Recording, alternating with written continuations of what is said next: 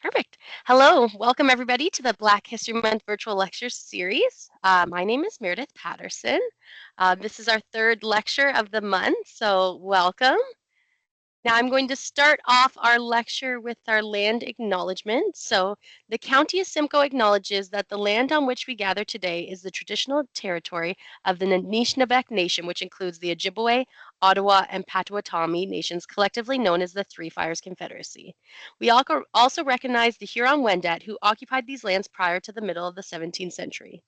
We embrace the enduring presence and partnership of the Indigenous peoples of this region, including the Chippewa Tri-Council First Nations, comprised of the Bosley First Nations, the Chippewas of Rama, and the Georgina Island First Nation.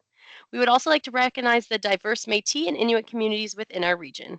The County of Simcoe is dedicated to honoring our Indigenous history and culture and is committed to coming together to learn, heal, and create future prosperity, respect, and understanding in all of our communities. I also did want to do just a brief trigger warning for this presentation. So the following content may contain graphic details about the horrific experiences of slavery, including violence, abuse, and dehumanization, which can be triggering for some participants. So just as a little bit of a warning. And now I would like to introduce our speaker. So Channon Oyeniran. Channon was interested in Black history and eradicating racism against Black communities from an early age. Channon's keen interest and passion in these areas helped her realize that she must do all she could to educate others and raise awareness of the rich history of Black people. An enthusiast of reading, travel, and writing poetry, Channon has an indescribable passion and thirst to not only know more about history, in particular slavery, but to educate people on these issues and to assist in stopping it from continuing. An honors graduate with a bachelor's degree in history and Caribbean studies from the University of Toronto, a master's degree in slavery studies from the University of Hull in the UK, a certificate in adult education for Georgetown College, and currently undertaking her PhD at Queen's University, Channon has expanded her knowledge and information about Black history and the issues that the Black community faces, both locally here in Canada and internationally, by participating in conferences and workshops relating to the Black experience and history in Canada. Channon has served as the Vice President for the Ontario Black History Society from 2017 to 2023, where she helped the organization to preserve, celebrate, and spread the rich Black history of Ontario and Canada. Channon is the founder of the Oyeniran Education Support, an educational organization that helps individuals and institutions identify and align with their intrinsic values, gifts, and nurtures them to greatness. Channon uses the OYES platform and others to teach people about Black history. Channon Oyeniran was born in Scarborough, Ontario, but is a longtime resident of the Durham region, and she currently resides in Durham region with her husband and their sons. I'm going to pass it on over to you, and I hope you all enjoy the presentation. Thank you so much, Meredith. Good afternoon, everyone. I'm just going to share my screen and then we'll get right into it.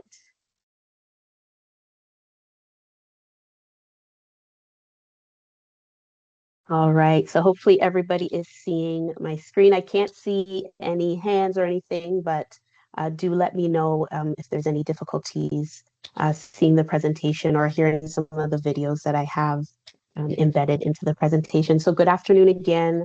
My name is Channon. Thank you so much for joining this afternoon at 3 p.m. I appreciate it.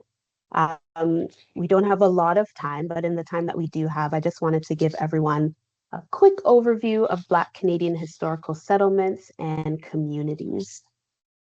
So thank you, Meredith, for doing that land acknowledgement. I won't spend time, but as mentioned, I'm based in the Durham region. So very similar to the land acknowledgement for Simcoe County. This is our one from the Durham region. But I also wanted to do the African ancestral acknowledgement, if that's okay. I'm not too sure if people have seen this one. There's a variety of different versions of this. This one was written by Dr. Natasha Henry Dixon. She's a professor of African Canadian history at York University. And she wrote this one. So I'll just take a few minutes to read it. So we acknowledge the Indigenous Africans who were forcefully removed from their native lands and dispersed across the New World. This involuntary migration heavily contributed to the movement of African descended people across the African diaspora to places like Canada. It is imperative that we think deeper about the processes that led to the dispossession of Indigenous peoples on this land and settler colonialism. We must examine how these same processes displaced and forcibly removed Indigenous Africans from their lands to exploit their labors in European imperial endeavors to create a new world. Stolen people on stolen land. What we are confronted with today are the vestiges of the transatlantic slave trade, what Dr. Sadia Hartman calls the afterlife of slavery. In entering a conversation about anti-Black racism, it is important to center the humanity of Black peoples and to examine systems that act upon them. So, of course, it's so very important that we acknowledge the land on which we live, we work, and we play, and just acknowledge and honor Indigenous peoples as well as African people who have been in Canada since the early 1600s. All right, so let's move ahead. So Marcus Garvey, I'm not sure if many people in the chat today um, know who he is, but he was a Jamaican man. He was a Pan-Africanist. His goal was to really draw those of us in the diaspora back to Africa and really draw us together and so that we could be united. So he was a great speaker and orator and just really had a way of gathering people together, specifically people of African descent. So I love this quote as a historian. I love looking back to see how things were and how things were created and the foundation of things. So he said, a people without the knowledge of their past history, origin, and culture is like a tree without roots. So today we're going to go back, we're going to look at some communities and settlements and just kind of see the beginnings of people of African descent in Canada. All right, so as I mentioned, I'm going to take us on a bit of a journey across the different provinces. We can't get to all of them, but I'll highlight some important ones. And as mentioned, people of African descent have been coming to Canada, whether it was willingly or they were forced to do so since the early 1600s. But once they did come here, they really tried to set roots, create communities for their families and for themselves. So let's look at the first community in British Columbia. So this is Hogan's Alley. I'd be interested as well as we go through if anybody's heard of these communities or from the area. But Hogan's Alley was a neighborhood in Vancouver. A lot of immigrants lived in that community, and that was because of the kind of discrimination that a lot of immigrants in Vancouver face as it related to housing. So they were kind of relegated to this neighborhood called Hogan's Alley or Black Strathcona. And then you had a lot of Black people who lived there as well. A lot of Black men as well who settled there. This neighborhood, it's no longer there. There are, if you ever visit Vancouver, there are some plaques and things to kind of honor the neighborhood and what it once was, but it's no longer there. But you had a lot of the Black men who lived in this neighborhood lived there because it was close to the railways. And they worked as sleeping car porters. That's a whole other presentation. But that was one of the only jobs at that time. And this is going back to the 1900s, which wasn't so far long ago, that Black men could get. So it was really a thriving community. As we see in the pictures, we had the Fountain Chapel, and that was a place where many Black people in Hogan's Alley attended. They had different celebrations there. They used the church for different events, and it was really a hub of the community. And then in 2014, Canada Post honored Hogan's Alley with a stamp that came out during Black History Month. So just giving you high-level highlights of this neighborhood, but I hope after this presentation you dig a little deeper. All right. So let's go to Saskatchewan now, and this is Maidstone, and this is a picture of 3 generations of the mayor's family, and they first came to Saskatchewan in 1910, and this is them standing in front of the Shiloh Baptist Church that they built. And I'll talk a little bit about churches and schools a little bit later on in the presentation. But in the early 1900s, there was an increase in racism and discrimination in the American South. And then you had a lot of African Americans making their way into Canada, particularly to Saskatchewan, Alberta, BC as well.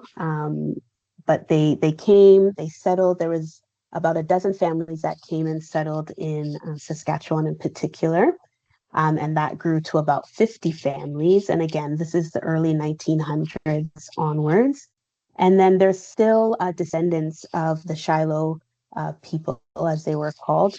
Um, and again, they lived in Maidstone and other communities that surrounded the area. Now, in 2018, the Shiloh community was received provincial heritage property designation.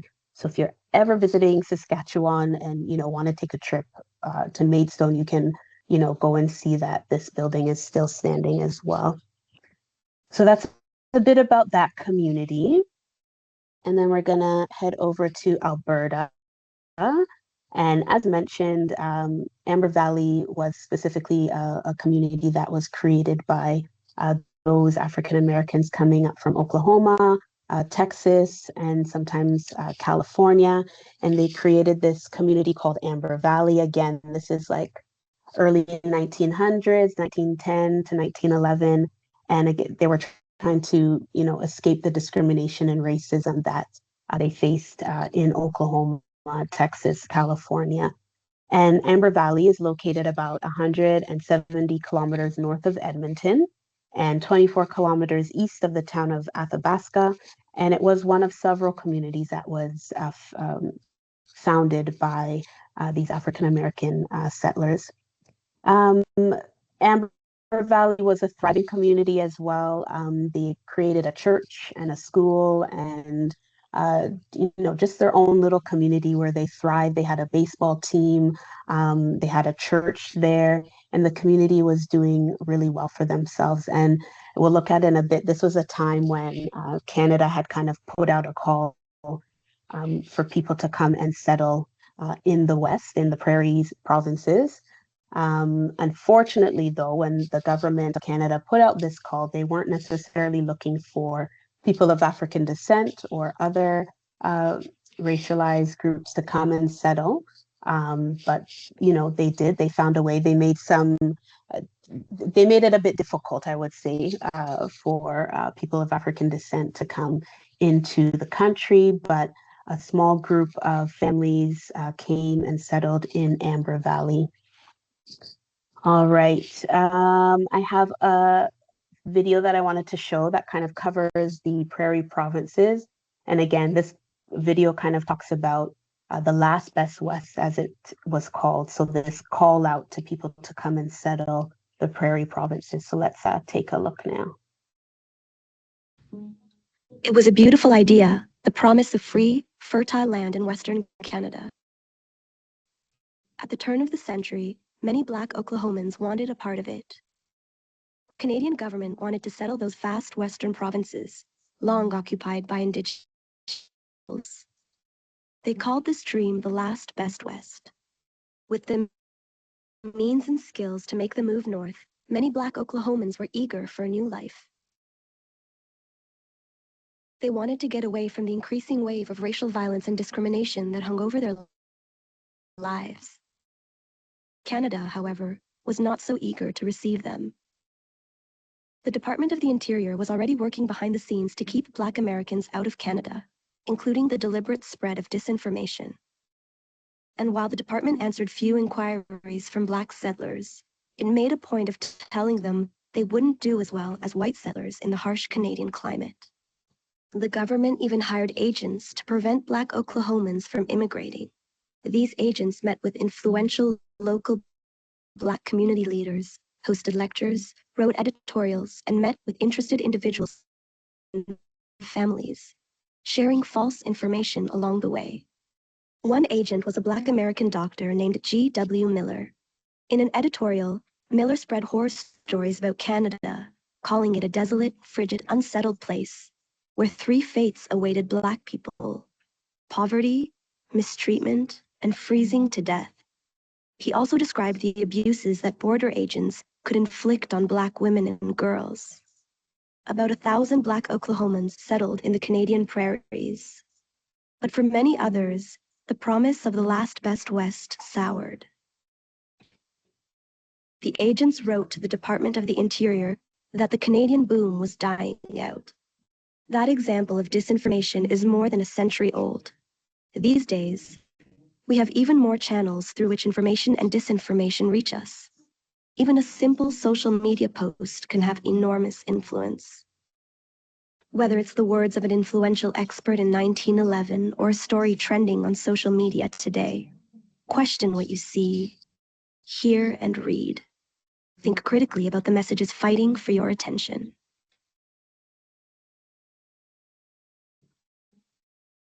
All right, so that was, again, just an overview of African Americans, specifically from Oklahoma, Texas, sometimes California, coming to settle the prairie provinces. So I'm going to bring us now to New Brunswick. So in 1817, a group of Black refugees from the War of 1812, most of them were enslaved at one point, founded this tiny settlement called Willow Grove. They received licenses to live on the land. However, this land turned out to be poor for farming. And we know, back in those days, farming and living off the land was, the way things were and popular. However, the land that they were given and that they had license for were poor in terms of farming. So they had to find different ways to support themselves. However, this wasn't an easy task as well, as there was a lot of discrimination, anti-Black racism, and looking for jobs. However, the residents of Willow Grove, they fought, they prospered, they persevered, and really still was able to create this thriving settlement for themselves. They also challenged the different racial issues or challenges that they faced as well. They also opened the Willow Grove Baptist Church in 1878, and this really solidified their roots in the community and in that settlement. And as we see here, Canada Post, again, every Black History Month honored Willow Grove, New Brunswick. So I have another video that I want to show about the community. He just wanted freedom and a place where they could live, a place to call their own. The history of Black migration from the U.S. to Canada is a story of perseverance. It's about struggle, courage, and triumphs. It's about the drive to build a better life. The founding of Willow Grove and Amber Valley are two of those stories. Willow Grove is one of the most beautiful places that nobody knows about. Nobody really understands the fact that Willow Grove was a community that loyalists settled there. In 1815, 371 Black refugee loyalists arrived in New Brunswick aboard the HMS Regulus. The formerly enslaved Americans had been offered their freedom and land in exchange for supporting the British in the War of 1812. But their journey to a better life proved an uphill battle, starting with getting the land they had been promised. The land was surveyed out in 50-acre lots. The Black refugees were supposed to pay for the survey, which was not something that others had to do. And they were only given licenses of occupation. They weren't given the grants outright. Most white grantees were given between 100 and 200 acres per grant. So the land itself was not really enough to maintain a farm, and so the Black loyalists were then really required to head into the city to find work. The New Canadians fought for their rights and persevered to build Willow Grove. But at least they got a foothold on Willow Grove and did their very best to be able to develop a community. A strong group of people struggled, and the rest of the people that came along after the doors had already been opened. The communities had already been built by people who hung on and hung on and hung on until they too became successful. Well, Amber Valley was the biggest black settlement in Western Canada. They said at one time there was up to 300 people, black people who lived in Amber Valley. The history of Amber Valley dates back to around 1910. While the oppressive Jim Crow laws took hold in the American South, Canada was putting the call out for pioneers to settle land in the last best West. In pursuit of a better life, 30 black families from mostly Oklahoma struck out for northern Alberta. The biggest challenge was clearing land. They had to do that even to build a home. But they had to do that land clearing by hand. There was no machinery, and the neighbors all helped one another. You know, when one got their 10 acres cleared, then they went and helped the other one clear his 10 acres, and that way they were able to file for the Court of Action. The determination those people had, to my way of thinking, it's unreal. And it was so doggone cold in the winters, but yet they survived. Over time, the Amber Valley community flourished. And while residents still experienced some discrimination, there are stories of how they were welcomed. A lot of the white communities had to pass through Pine Creek, Amber Valley, in order to get to their area. But when it was cold in the winter, they opened their houses up to let them warm up, or some of them even overnighted so they could have the horses fed and whatnot. They were welcome, and they welcomed everybody into their homes. Eventually, young people moved to the cities to find greater opportunities. The numbers of people that went on to make incredible contributions to life in the province of Alberta, in the country that we now call Canada, and in the world, is really astonishing. That, I think, is really significant because it speaks to the determination, the perseverance, the incredible resilience of the people. Canada Post is honored to pay tribute to these two historic settlements and the people who built them. That stamp represents ordinary people back in that timeline. And it's just one of the biggest blessings that ever happened. I just want to thank and honor every single person who has worked hard to keep those archives, to store them in their homes, to make sure they're safe, and to preserve them for future generations. I'm just very, very grateful to have Canada as my home. All right. That was Willow Grove and some more information on Amber Valley. And again, Canada Post honoring both communities with a stamp. Okay, so let's come to Ontario, our province here. And I just wanted to highlight Windsor, Ontario. There's so many different historical settlements and communities across our province, but I'll highlight Windsor. Windsor has really been a long-standing community and a significant hub for Black Canadian history, for people coming from America into Canada and settling. So for more than 100 years, the McDougall corridor, which is a part of a neighborhood in Windsor, was a central part of the lives of Black people in Windsor.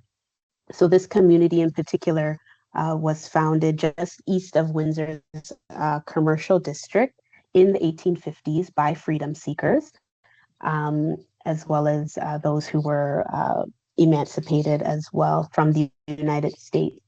After over a century, this neighborhood evolved and became a pretty sizable Black community in downtown Windsor.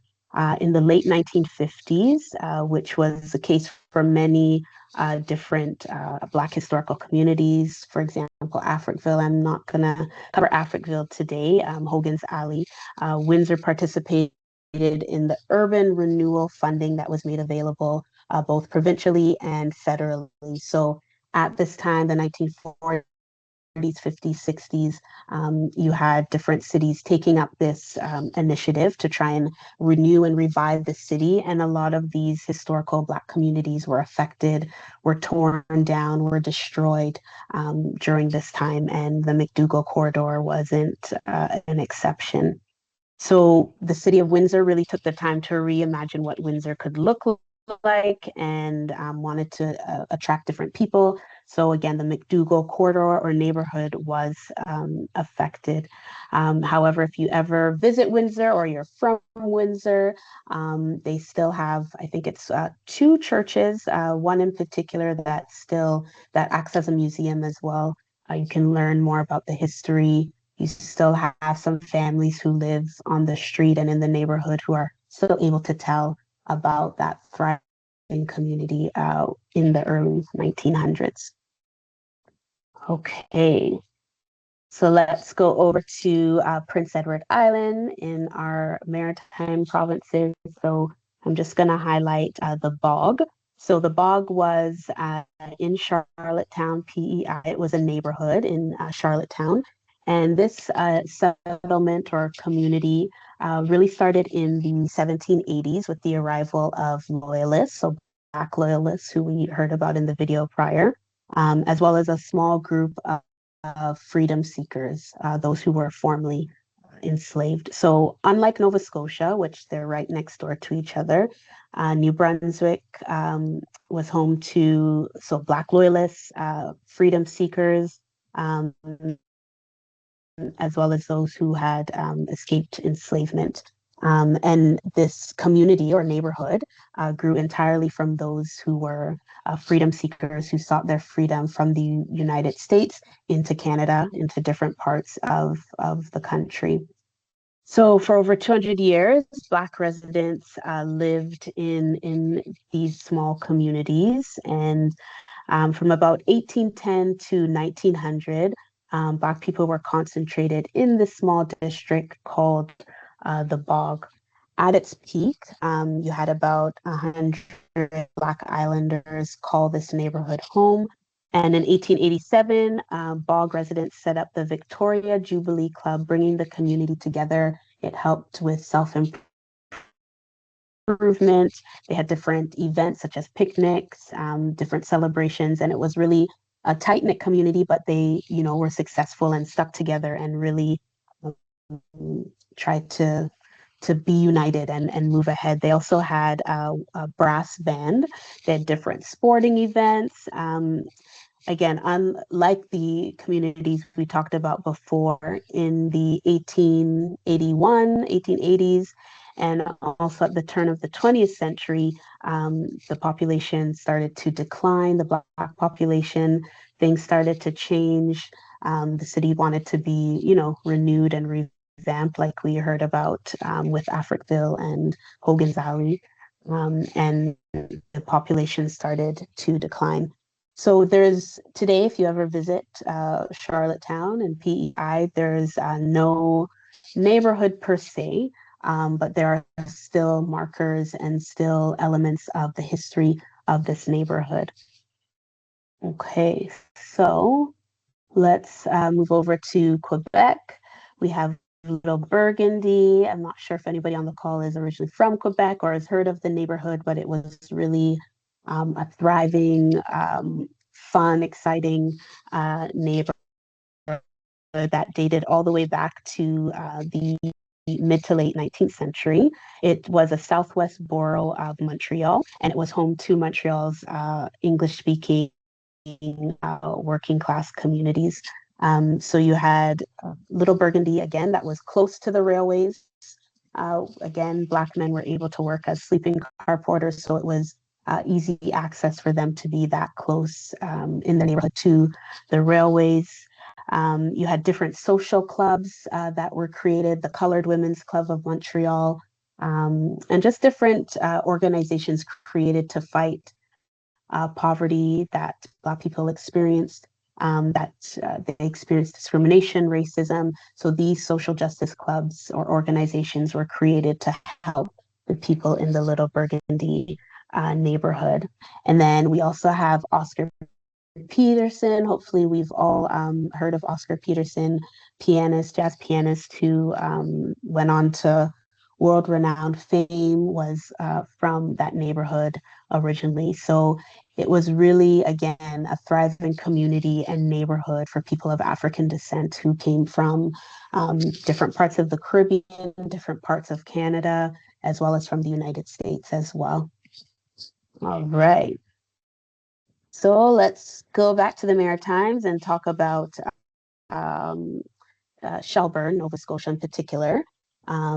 As I mentioned, I won't touch on Africville. Hopefully, we've all heard of Africville. If you haven't, please Google that neighborhood and that community and the longstanding history. But I just wanted to focus on Shelburne County, and this community really sprung up very quickly in 1783 to 1780s, and it comprised of loyalists, Black loyalists again, and those after the American Revolution as well, who were sent to Nova Scotia. Some settled in Halifax, and others in Shelburne as well.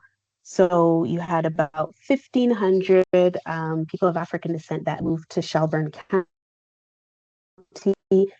They settled in Shelburne, in Birchtown, which was a community west of Shelburne. And at the time, Birchtown, which was a little west of Shelburne, was the largest community of free Black people anywhere in North America at that time.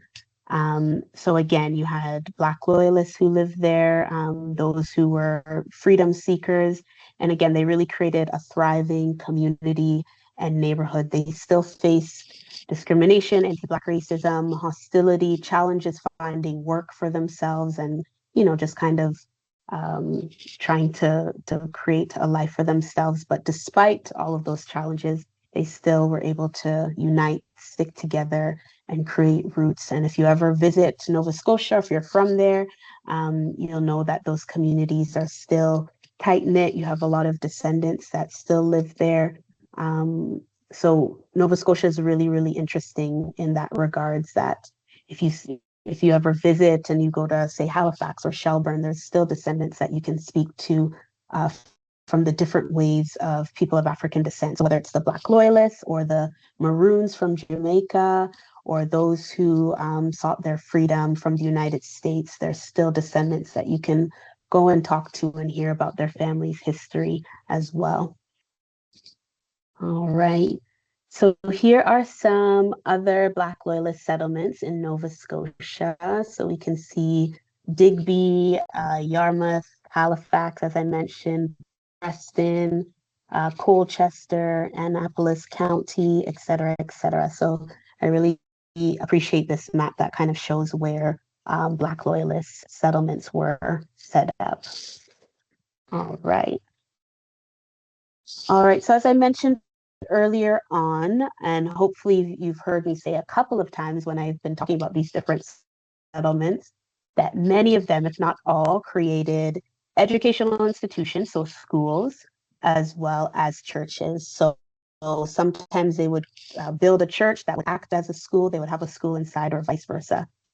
So churches and schools are very important then, and I would still say now, education to people of African descent, doesn't matter, I think, where in the world you go, here in Canada as well, that's very important to our communities. And I think because we didn't have access always to education in relation to, being enslaved and all of that. So these two things were very important. So you had some British charitable organizations who sponsored schools for Black communities. And again, this is in the ones that I mentioned, and whether it's Amber Valley, Africville, Windsor, any of those, a church and school was created.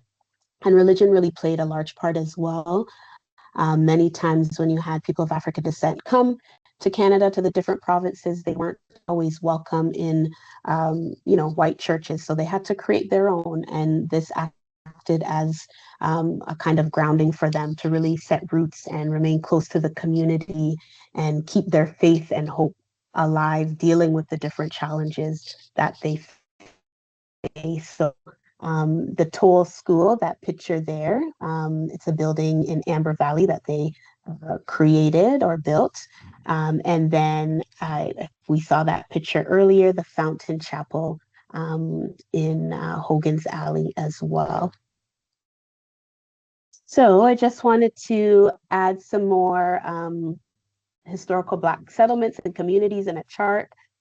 Feel free to take a picture or jot the names down, the locations, and do some more research. And of course, there are other settlements and communities, but I just wanted to highlight these. Some of them we looked at, but these are some others. So much more details to go into, but I hope I've been able to give you some high level information and for you to be able to go do some other research about these historical Black settlements and communities. All right, so I know I have a few minutes left before, we have some discussion or questions or comments, but I just wanted to highlight um, Black Canadians who, again, settled in different parts of the country. The first one being Lucille Hunter, and she settled in the Yukon. She was born on January 13th, circa 1874 to 1882. There's some, when we see it like that, there's some discrepancies of the year of when people were born, but she was born in the United States. She passed away on June 10th, 1972 in Whitehorse, Yukon, and herself and her husband were among the first Black people to settle in the Yukon. And this was, again, during the gold rush, and she and her husband set up shop there and opened a business and arrived in the Yukon in about 1897. And they did well for themselves. So that's Lucille. I mean, for me, when I think of territories, right? The Yukon and Northwest Territories and Nunavut, some of us may think like, oh, it's cold or settling there, but Black people did settle there. They created businesses. Even still today, you have people of African descent going and settling in territories, not always in the busy urban areas. All right, and this is Dr. Clement Ligore. He settled in Nova Scotia.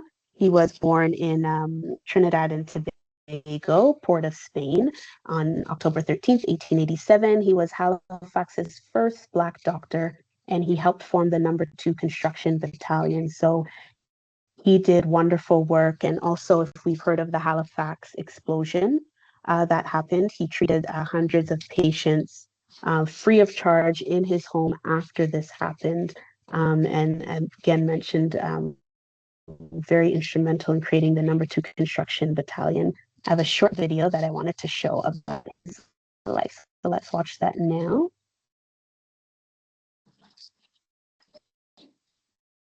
Immediately after the explosion, my office was filled with the injured. I was the only doctor in the district and had only my housekeeper and a Pullman porter for assistance. They were very severe cases, and even some people who had been turned away from the hospital came to my office. In spite of the warnings, I worked steadily both night and day, doing outside work on the hundreds who were scattered all over, though the horse was up to his knees in the blizzard. After 4 days, I went to City Hall and was given 2 nurses. Work was still very heavy, and eventually 8 more nurses were sent. Weeks later, I still have upwards of 51 cases due to the explosion and the conditions it created. I have not charged a cent to anyone since the explosion and will still do relief work, but now I must snatch a half-hour's sleep. In the hours, days, and weeks following the Halifax explosion, Hundreds of people were treated free of charge at the home of Dr. Clement Ligore, the first Black doctor to practice in Nova Scotia. All right, so that's Dr. Clement Ligore. Next, Violet King from Alberta, born on October 18th, 1929 in Calgary, passed away on March 30th, 1982, and she was the first Black Canadian to obtain a law degree in the province of Alberta, the first Black person admitted to the Alberta bar, and the first Black woman to become a lawyer in Canada.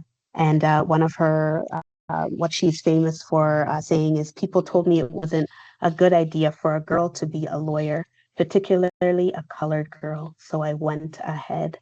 So love that. I have a video, but I'll skip over it just for the sake of time. I wanted to now highlight Joseph Seraphim Fortes, or Joe Fortes, also born in Trinidad and Tobago, like Dr. Clement Ligore in 1865.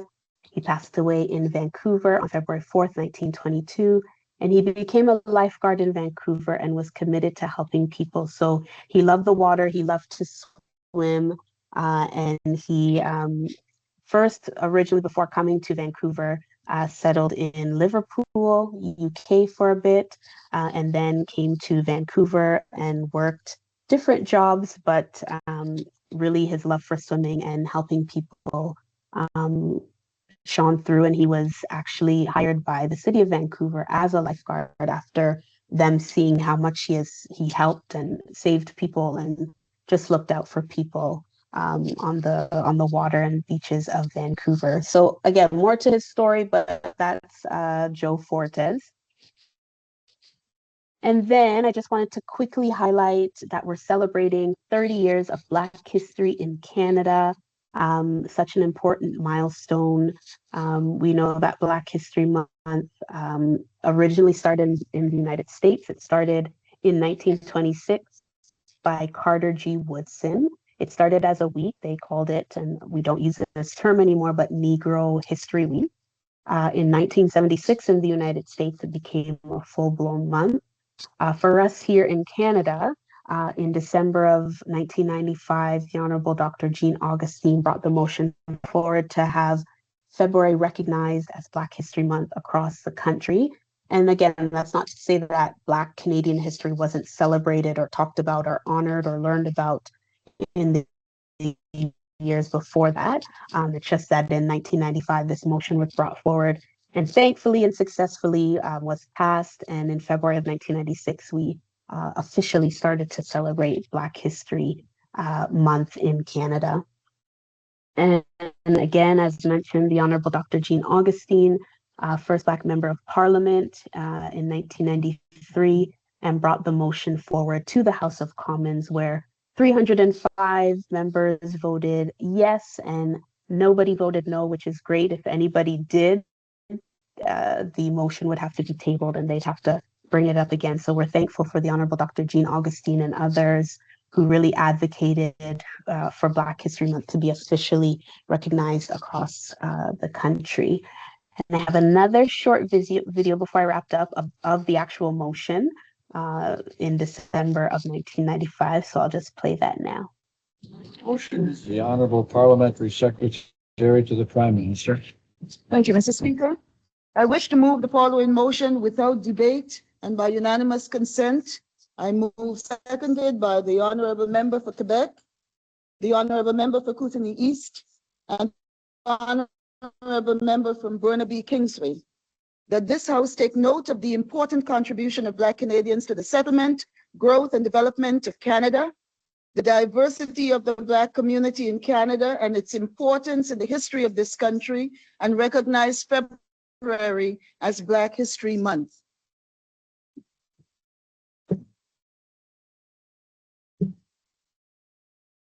Does the Honorable Parliamentary Secretary have the unanimous consent of the House to move the motion? Agreed? Agreed. The House has heard the terms of the motion. Is it the pleasure of the House to adopt the motion? Agreed? Agreed. And so ordered. All right, so that was the motion, everybody voting, and it was successful. So such a historic moment to witness and to look back on. And I'm sure with Dr. Augustine, maybe she didn't think, maybe she thought it was important and big at the time, but looking back now, how very important that was for her to bring that motion forward as we celebrate 30 years of Black history in Canada. So with the Honorable Dr. Jean Augustine, I had the honor of interviewing her for my master's dissertation a long time ago. And she was the Fairness Commissioner at the time. And I was in the UK doing my master's, came back home for Christmas break, and she agreed to meet with me. And I sat with her for a couple of hours and interviewed her. And she said so many impactful and wonderful things to me, but this has always stayed with me. She said that the history of Black people is really a part of Canadian history. The contributions that we made to Canadian history, the contributions that we made to Canadian society are part of the contributions we should have made Canadians in Canadian society. I think that in every aspect of Canadian life, you can find someone of African descent, of Caribbean descent, of Black participating, and therefore it is essential that that be recognized by the society. All right.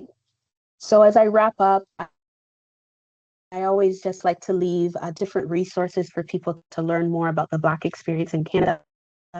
So these are some books that you can get and read about, whether it's about enslavement in Canada, the Book of Negroes that was turned into a TV series, I think about 11 years or so now, 11 years ago. Africville, that talks about the community of Africville and what happened there. In the Light of Dawn talks about Dawn settlement near Dresden and Buxton in southwestern Ontario. Viola Desmond, who I'm sure we all know about, or at least have seen her on our $10 bill. Ontario African Canadian Heritage, Black people in Canada. We also have stories on the sleeping car porters that I mentioned, the Underground Railroad, Emancipation Day, more history on Black people in the prairie provinces, unsettling the Great White North, Black Harbor, and again, another book on Africville. So there's so many more, but these ones I just wanted to highlight.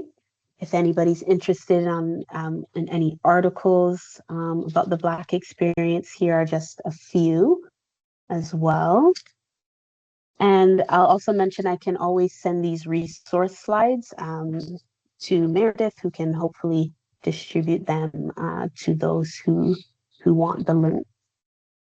All right, some other resources if you're into podcasts, documentaries, and films. The National Film Board, you're able to watch their documentaries for free, which is wonderful. CBC Gem, you can just create an account, I believe, and you're able to watch, for example, the Book of Negroes. The last three on that list recently in the last 3 or 4 years came out. The Porter talks about the sleeping car porters. Black and Origin Story has different episodes. I believe it's 4 on different aspects of the Black Canadian experience. And then Black Life Untold Stories has about 8 or 9 episodes that again talks about different, just different topics. And episode 4, I'll mention, is. So I just wanted to highlight some of my ongoing projects and what I'm working on. This is my children's chapter book series. It's a series of 5 books. I've released the first 2 so far, and it features my 9-year-old son, Ara, as the main character. He travels back in time to meet different Black historical figures and learn about their life and learn about what life was like for Black people in that time. So book 1 features Harriet Tubman. She lived in St. Catharines for 10 years. So Ara travels back to 1860 St. Catharines and meets Harriet Tubman and goes on an adventure, and some other things happen. And then book 2 features William Peyton Hubbard. I released this one in 2025, September. And Ara goes back to 1907 to meet William Peyton Hubbard, who was the first Black councilman for the city of Toronto and the first Black acting mayor as well. So books are available on my website or on Amazon. And then there's some resource kits that I did, so lesson plans. So we really wanted kids or whoever who is reading the book to not just, put the book down, finish it with it and put down, but really engage with the book, different lessons and discussion points that parents and teachers and institutions, whether it's schools or libraries, can really dig deeper. And then my podcast, I had it on the podcast list of resources as well. I'm on a little bit of a break as I try to wrap up this PhD, but there's about 3 seasons on just different stories across the 400 years of Black history in Canada. So you're able to check that out wherever you listen to podcasts. And then if you'd like to stay connected with me, whether it's on Instagram, through my website, or on LinkedIn, please do. I do always like to stay connected and in touch and build relationships. So thank you so much for listening. I know we have a few minutes for questions, but I'll stop sharing. I look forward to any questions or comments that anyone has. So thank you so much, Meredith. Yeah, so first I want to thank you. That was great. And wow, you have so much, like, you've been up to so much, writing the children's stories and the podcast and getting your PhD. So that's very impressive. Thank you. Um, it's a lot, but it's okay. yeah, I'm sure it's very fulfilling. I also do actually just have a question on I guess personally, but so the time travels books, what age group would you say they're appropriate for? So 7 to 12, but Okay. I really, for anyone, I have friends who are adults and they were like, just before I released book 2, they're like, when are you releasing book 2? We're ready to read book 2. So for ages 7 to 12, but really anybody can, read it and I think learn some things. And yeah. Yeah, well, I have a 7-year-old daughter at home that I think would really enjoy it. So that's why I was curious what your reading level. So yeah, that's pretty Okay. cool. So I personally will be checking it out. But does anybody have any questions?